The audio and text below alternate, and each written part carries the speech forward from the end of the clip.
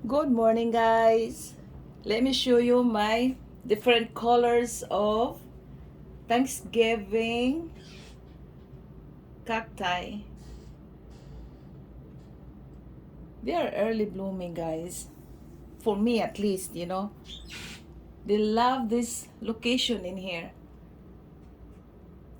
They get a lot of like chill hours in the evening because like my husband will not turn on the furnace yet.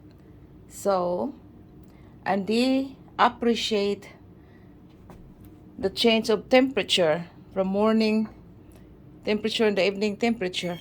Look at this. They've been blooming like this for like 2 or 3 weeks. You can see from the old blossoms, like this one here. And trust me, they have a lot of spent blossoms in the floor too, and I don't want to show that to you, but that needs cleaning up. Yeah. Look at this. This is the oldest one. Very big now, and it just like I love how it weeps the branches. Look at that. Oh, and this one is from this is the baby, a cutting from the old one that I just stuck together with the red color, like that. And I have this one in 3-tier hanging basket.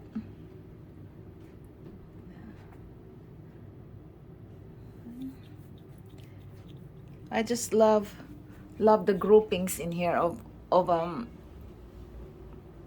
Thanksgiving cactus. They bloom like in succession, guys. At first they grow like they bloom so massively, like they almost covered the whole like plant itself. And then when they drop, and then the ones that did not bloom yet, so they find a way to shine too. Look at this, like this one here. It's a little later, but it's still way early than Thanksgiving, you know. My goodness. Yeah, this is my indoor garden. I still have this one, but the ones inside, I don't want to put them outside. I'm so afraid of the shock, the temperature shock to them. That's my begonia. And look how happy this fall in here. I mean, humidity, they're looking for it. Look at the roots pointing up. And I have a spike. Look, what a fat spike right there. This is a massive white fall. Yep. And behind there's a cutting of orchid cactus. Oh, look at that. It's climbing over there. Just lift it there. And that's old begonia. That's a cutting of my begonia that thrive here inside. And that is my rare yellow Thanksgiving cactus. Look at that. I love this thing. When a segment broke away from the mother plant, I just stuck them in the pot, and I make another baby of this. Look at that. So beautiful. I love this yellow, you know. Wow.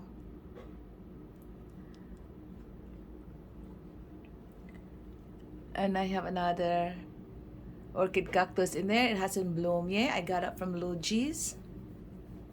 Not too old. And this is the example of the cutting of the other cactus right here. My goodness. And this spike right here of the big fall, it's like re-spiking in there. Wow. And this one, guys, it's non-stop blooming. It's been blooming like this, my God, for like maybe like I can see almost 2 years. It's just non-stop. The spike is really really old now, and I still have these two. So we just keep continuing to bloom. Wow. And Talking about these healthy roots like seeking for humidity. Right? Look at that. Fat Phalaenopsis root. Oh my gosh.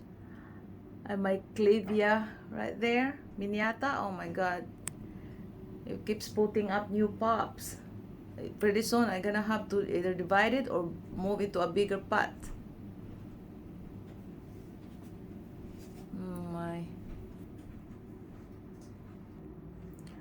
And I still have my Monurara Millennium Magic Witchcraft Catacini type orchid. It just finished blooming um, last month, but I didn't have time to show that to you guys because, and also it's kind of weird because like somebody broke the spike, this one, so it's not really like spectacular this time when it bloomed because it broke. And this one's another orchid cactus I got from Lugis as well. Yeah.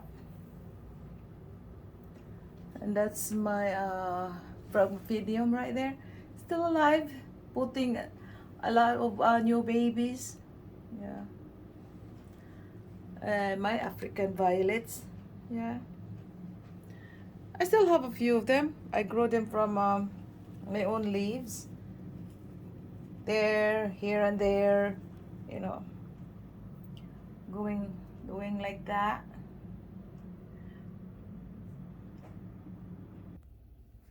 And look at this room, guys. It's because I have a new greenhouse now. It doesn't mean that I have to abandon this room. It's completely the opposite. Like my husband said, I have plenty of plants and he is not lying.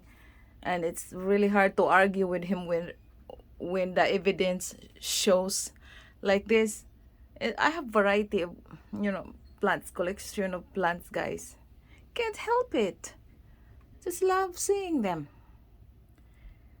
Look at this. This is the one that I overwintered. This is how I overwinter my canna lilies, guys. I don't like take them out in the pot, except if they busted open the pot, then it's time to divide. But this one, this is just fine, like that. So my canna lilies, look, that one, I cut that. Look at that. I cut that like 2 weeks ago when we had our first frost last week. Yeah, that was, but it wasn't a killer frost yet. It was nasty for the other sensitive plants, but not for the little hardy one. But this one, I cut it. This is long, and some of them I still have my garage. I mean, it's not as full of plants, but some of the citrus that doesn't fit in the greenhouse. You know, look at this. I cut that one, but it's growing still. I still got my orchids right there. This one is the begonia. Look at that. And that the spider orchid, I took a section of this one and moved to something because it got damaged from last year's, one of the victim from last year's neglect, because like I just too much happening with my life, so they got neglected and the killer frost got them, but not completely wipe out my collection. And that one right here, it managed to squirt one spike. Yeah. And then Cedium. And there's a Hoya, butterfly gloxinia, and all the beautiful flowers of, I mean, beautiful foliage of the begonia. And those one, massive, guys. Massive leaves. It reminds me of kale. You know? Look at that. Wow. And I have the orchid cactus here. It bloomed outside. I caught one that one night I was out there building the greenhouse, and I saw one in particular that it bloomed. I said, oh my god, it was a beautiful flower. And the begonias, and these are the Christmas cacti collection right here. Just mix of everything, guys. Mix of everything. This is my white one. Look at that. My amaryllis. I don't force them to go to dormancy. They were outside, and now I wanna keep the bulb dry. They've grown massive. Some are producing babies, like that one. I let them flower whenever they want, whenever.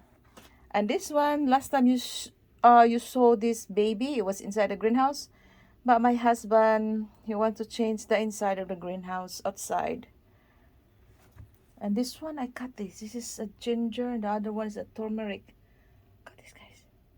Hoya, begonias, cutting just things. Yes, little things. I call it little things. My husband says it's a massive things. Oh my goodness. Well, it's not bad. I could be addicted to something else, but addicted to plants is not so bad. You just have to to have a space for them. Yeah. And those are the babies of the Ferrari. Ferrari, what's this called? Amaryllis. I mean, a lot of them I neglected, but the few that I saved, they're there. They're sleeping. If they grow, it takes 5 years for them to grow big and actually thinking of flowering. So let's see. Okay, I just want to make a short video about this plant in here, and I will go make a video in the greenhouse on what my husband stuffed in there. Oh, let me show you. This is a Hoya. I always forget to show this with you guys. Look at that. Look at this. He must be looking for look at the root on this guy. I can actually maybe cut that out and plant, but I don't want too many. Just one plant, bushy plant. That's all I want. One big bushy plant. And I saved this sea dahlia. I don't want to cut them off, And this is the broken piece of begonia that I stuck in there, and it took. See, look at this. I still have this flower. That's why I can't kill the seed begonia. I mean, they have a tubers. This is a 2-year tubers. I planted this as a seed last year, and then I kept it in the garage, and it grew back this year. So I call it a 2-season sea dahlia, and I will leave that one in the pot container. It's gonna grow again for me. I'll be so happy. Yeah, okay guys, thank you for watching, and maybe I'll see you in my other video in my inside of the greenhouse. Okay, bye now.